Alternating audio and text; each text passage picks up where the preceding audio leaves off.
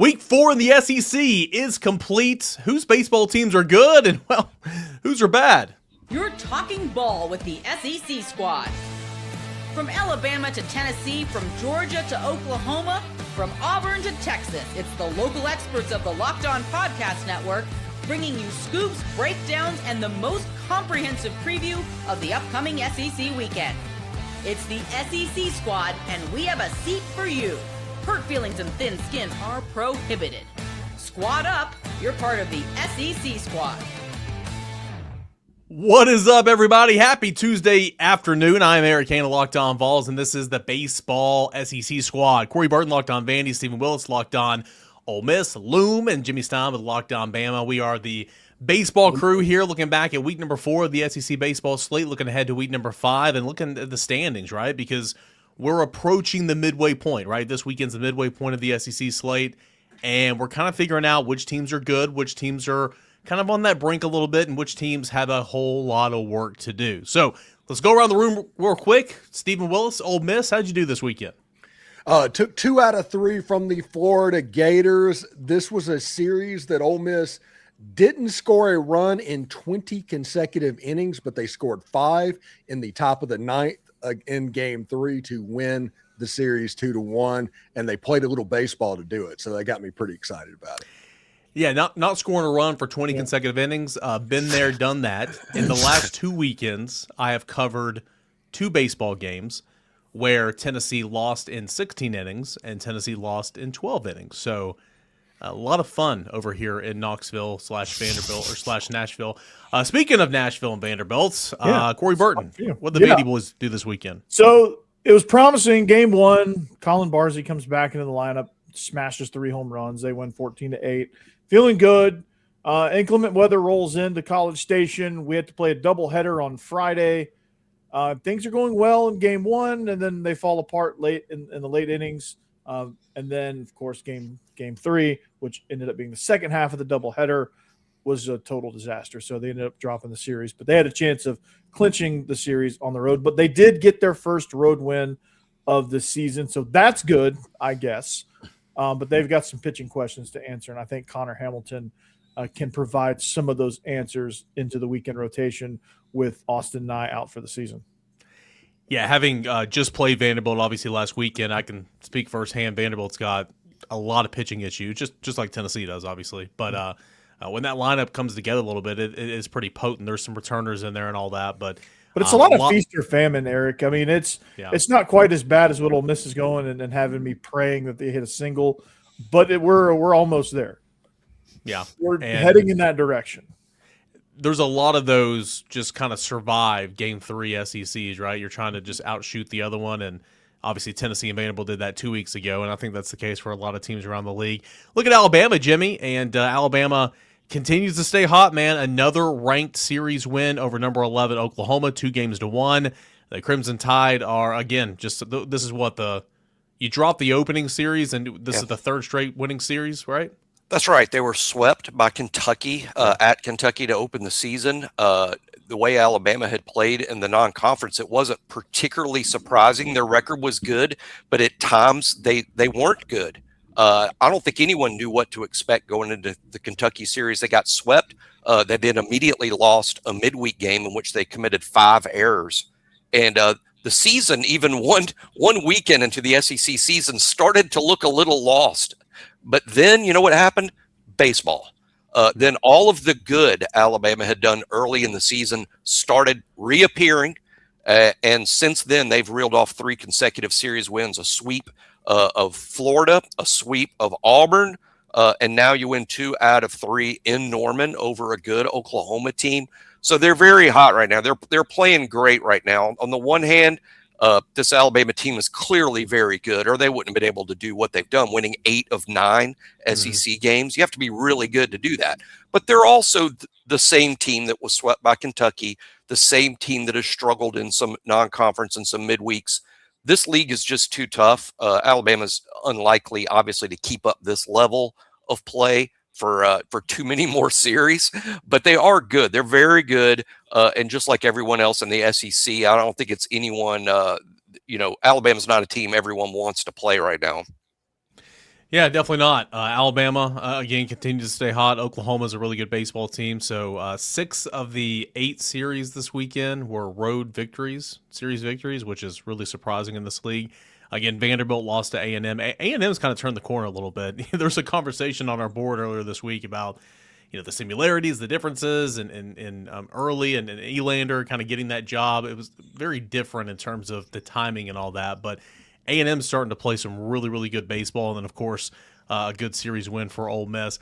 What do we think about our team so far? We'll look at the standings and all that, coming up later in the show. But, Steven, you've mentioned several times that, offense has been hit or miss, no pun intended.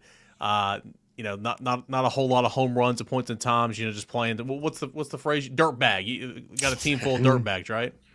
That's what you want to have, but Okay. it turned into basically the first 3 weeks of Major League Two when Willie Mays Hayes was trying to hit a home run every time he went up to the plate.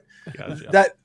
That's what the season kind of turned into. But listen, Judd Udermark hit a ball 450 feet or something like that at Florida that tied the game, and that opened up the dirtbag stuff where you had a hit by pitch, to move a runner over on a ground ball to the right side of the field. Then you get a 2-run single and a sacrifice fly, and all of a sudden it's 5-2. That's baseball. That's what you need. And when you see it happen, it doesn't take much for a streak to happen. Ole Miss, we're going to talk about it in the next segment. They've got LSU over the weekend. So if you can take some positive momentum into that, it's going to be pretty good. Yeah, I mean, I'm hosting this show, so I forget to talk about my team, and it's easy to forget because Tennessee is struggling so bad right now.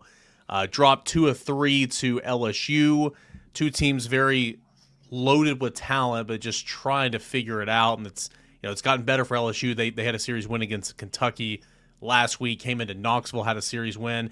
And again, this is the same thing as what happened with Vanderbilt, Corey. I mean, Tennessee was in position to win every single game. Tennessee, some staggering stuff right here. Tennessee blew the Friday game. Tennessee blew the Sunday game. Tennessee won the Saturday game, which was great. Get a load of this, though, man. Tennessee's been outscored 37-15 from the 7th inning on in SEC play this season. This weekend against LSU, the Tigers outscored Tennessee 21-3. In the last 2 weekends against LSU and Vanderbilt, Tennessee's been outscored 29-8 from the 7th inning on. Just incredible. The Vols have tied or had the lead going into the 8th inning. So either tied or had the lead going into the 8th inning. In 5 straight SEC games, Tennessee has won 1 of those games. That's wild. Tennessee's now 1-3 in 4 SEC games played on Sunday this year. The Vols held a lead of 5 runs, at least 5 runs in each of the 3 losses. So again, you're seeing, on one hand, Tennessee is just brutal. It's abysmal. It's awful. And on the other hand, it's like, man, how many more wins could you have if you just collected Tennessee was an out away from a series win on Sunday. It lost in 12 by 10 runs, mind you. They scored 10 runs in the 12th inning, lost 16-6 in 12 innings. Just the weirdest day at the yard. Tennessee just cannot get to the finish line. So a lot of issues here in Knoxville, and it's kind of shocking, right? I mean, Tennessee's not hitting very well. Tennessee's obviously not pitching well in the back end. The starting pitching's great. It's just you need 2 of the 3 to really be competitive in this league.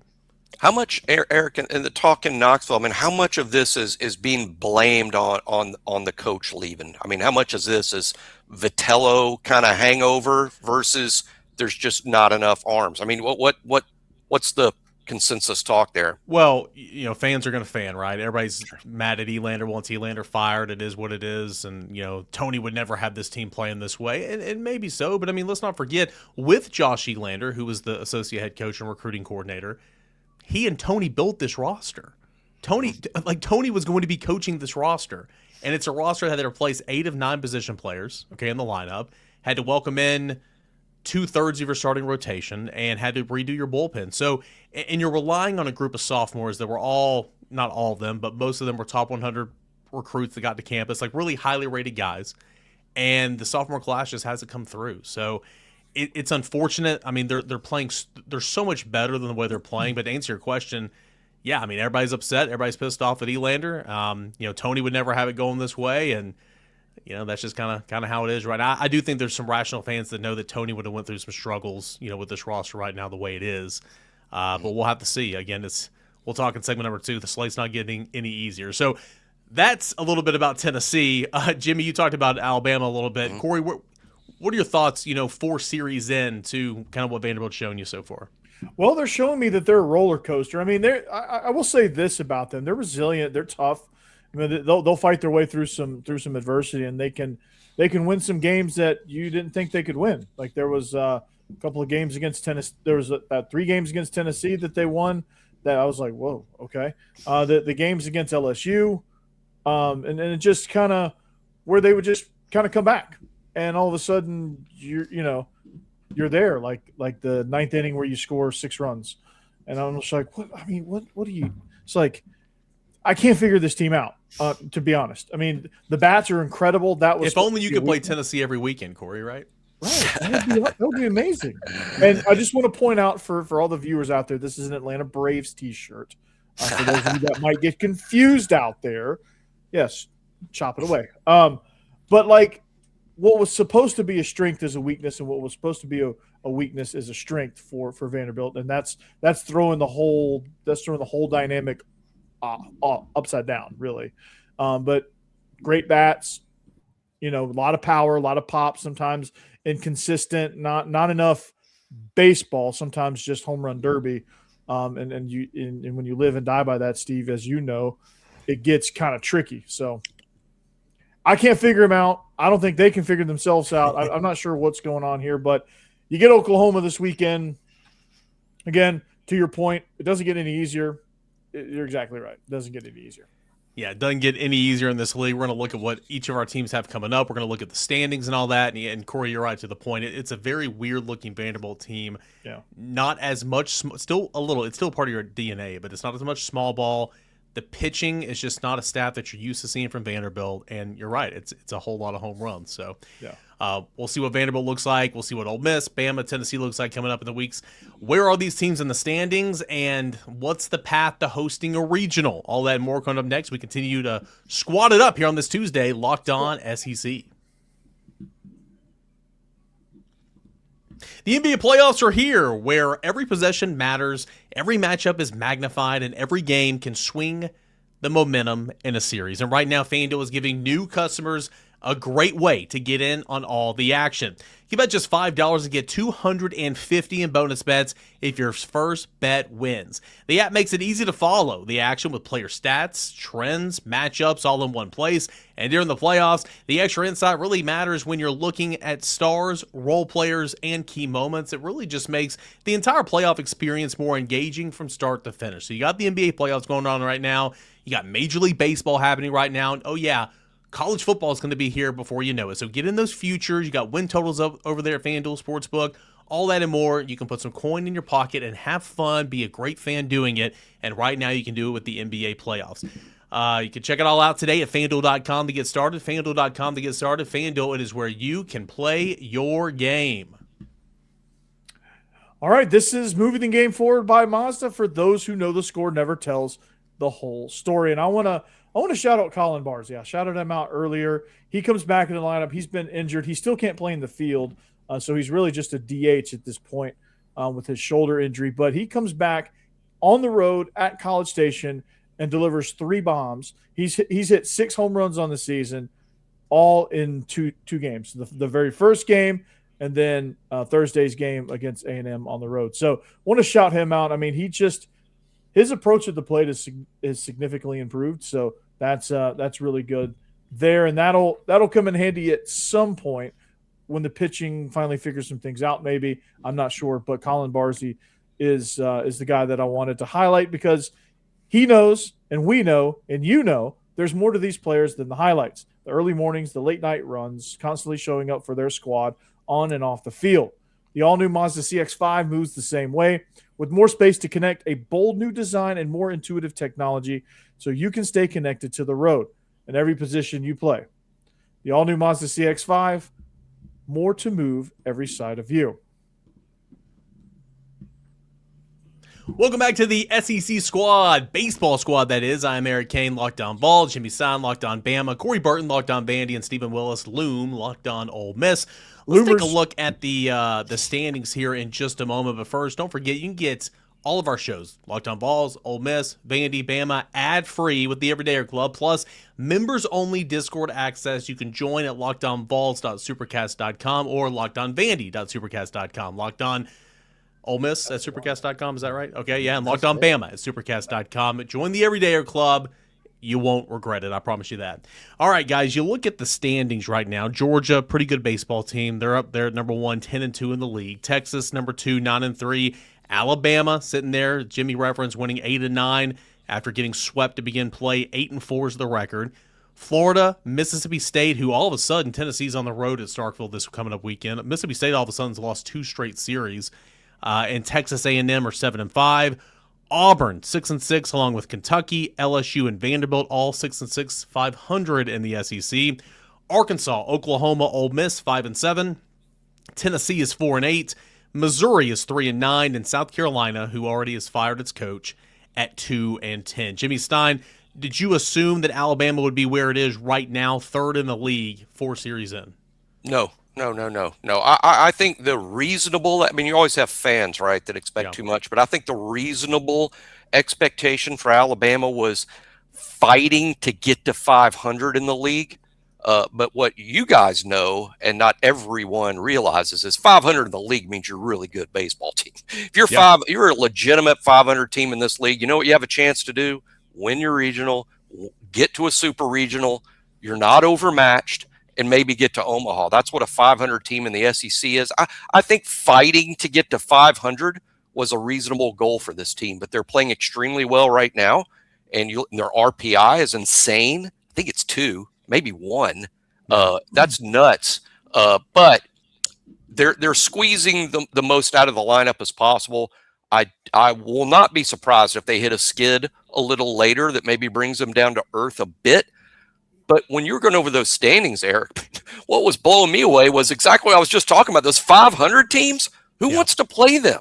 I mean, who wants to play them on the road or at any time? That's how crazy the depth is in this league, that even the 500 teams, Alabama plays Arkansas this weekend, who's 5-7, and Alabama gets them at home.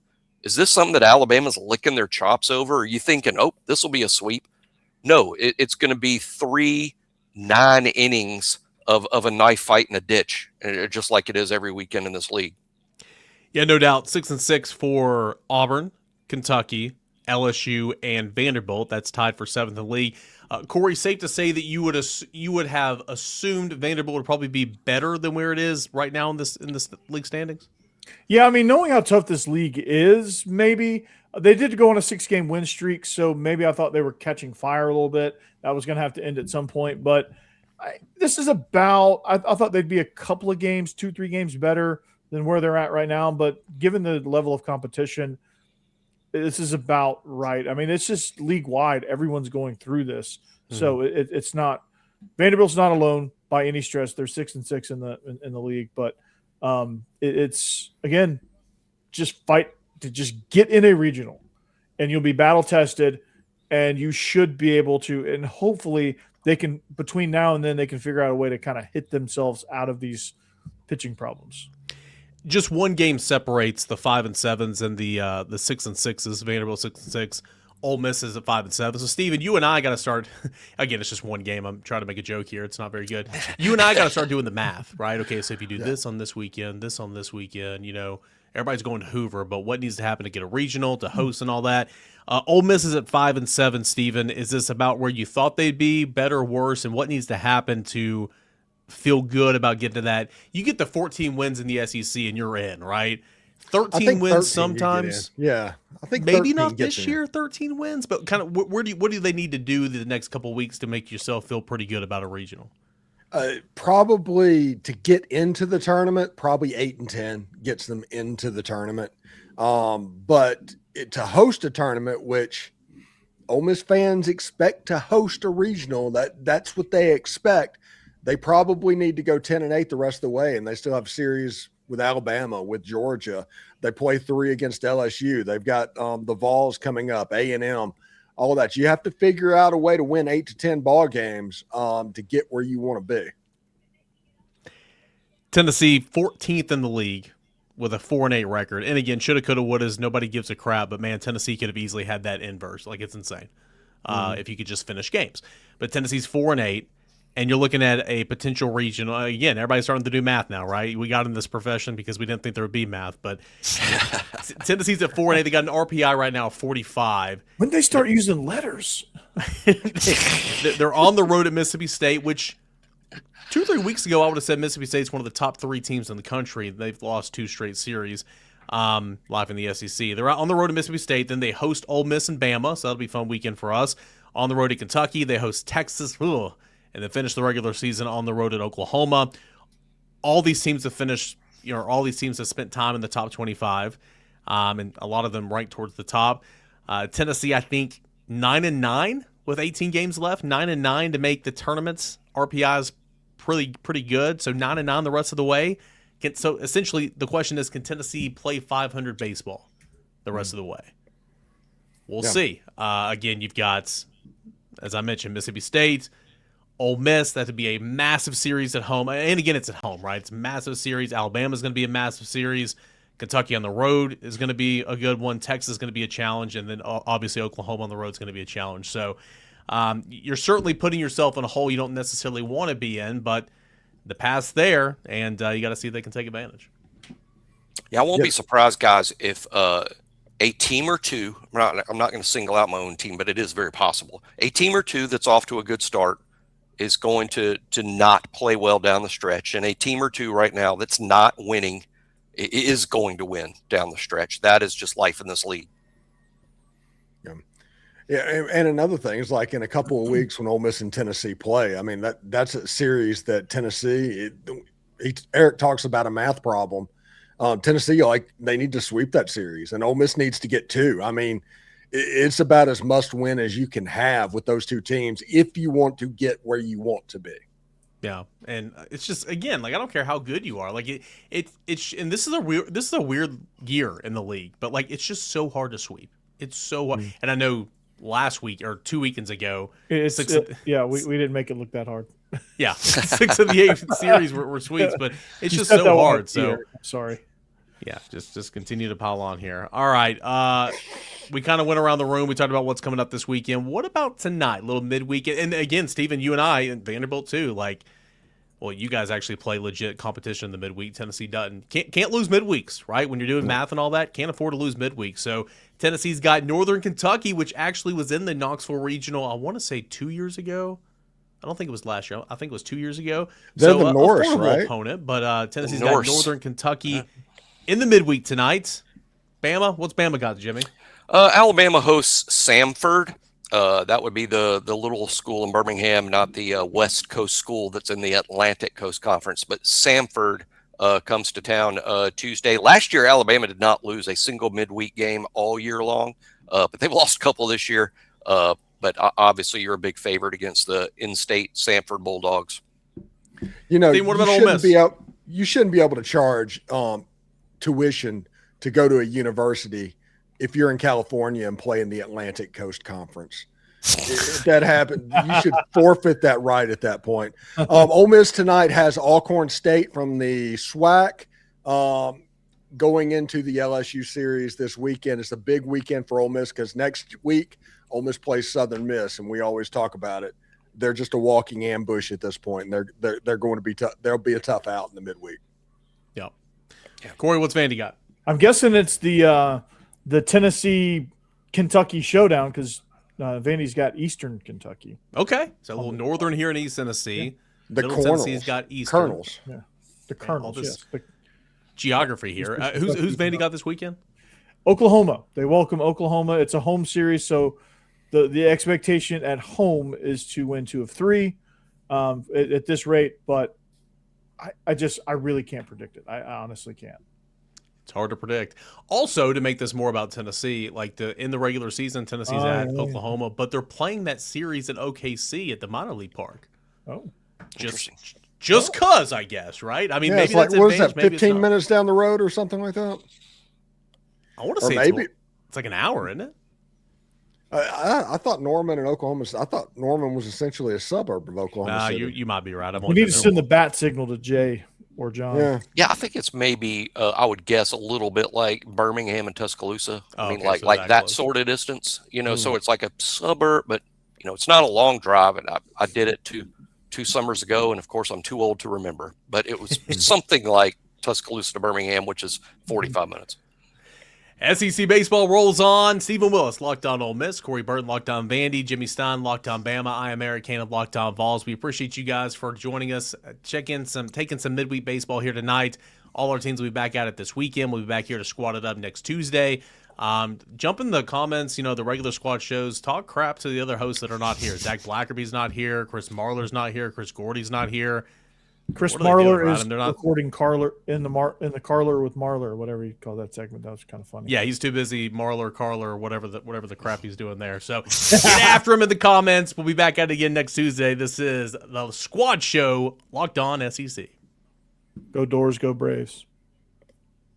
Chop on. Chop on.